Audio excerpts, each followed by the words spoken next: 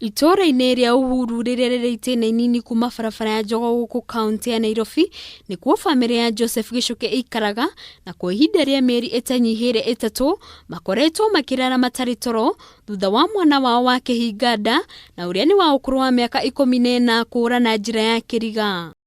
Kuura kwa Daniel Mwangi kurekwĩrwo nĩ kumana na mumĩrĩra matarĩ mega ma mathomo make, na thutha wa kĩgeranio gĩkĩtwo thukuru-inĩ ũrĩa athomagĩra nĩ arutwo a kĩrathi kĩa 7 na 8, Mwangi ndekire wega ta ũrĩa matanya mangĩarĩ, na ũguo we hamwe na arutwo angĩ arĩa matekĩte wega kĩgeranio-inĩ kĩu makĩũrio nĩ arutani ao mathiĩ magete aciari ao, na hau nĩho Mwangi acokire kwaga nginya ũmũthĩ ũyũ. So mũthenya ũcio nĩgetha atuĩke wa kuura kwarĩ Thursday, na nimekire kĩgeranio class 7 na 8, na nĩ ũndũ wa kũgwa makĩrwo magĩrĩ aciari agĩtigĩra niĩ ndokire akĩnjĩra ona kũmenya nĩ kwĩna aciari maretwo nderirwo nĩ mũirĩtu wa class 8 o cukuru ĩyo.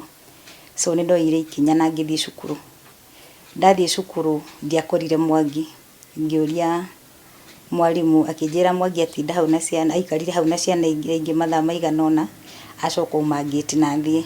Icera-inĩ ritũ mũciĩ kwa Gichuki tũramakora macokanĩrĩirie na hamwe, na gũkũ kĩeha kĩa ũmwe wao gũkorwo atakũmenyeka kũrĩa arĩ gĩkoneka, na rĩmwe maithori makaga kũhithĩka.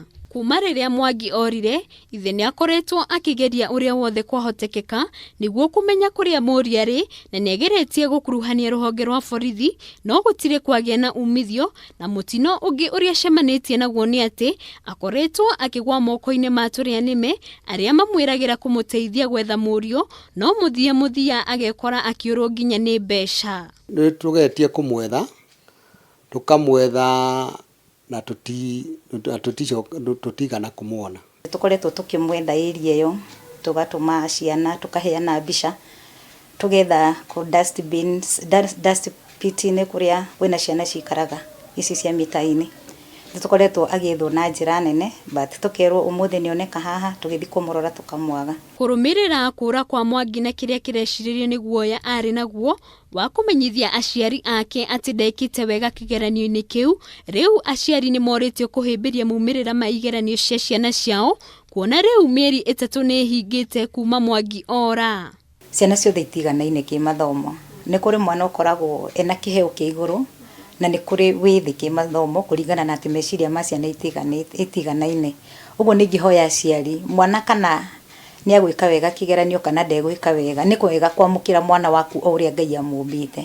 Na rĩrĩ nĩrĩo ihoya rĩa aciari hamwe na endwa ake. Na Mwangi harĩ ũrĩ, nĩ ndagũthaitha ta mamu wanyu, nĩ ngwendete ũke mũciĩ nĩgetha tu fellowship hamwe, tiga gũikara nja na kũu nja, ũka mũciĩ.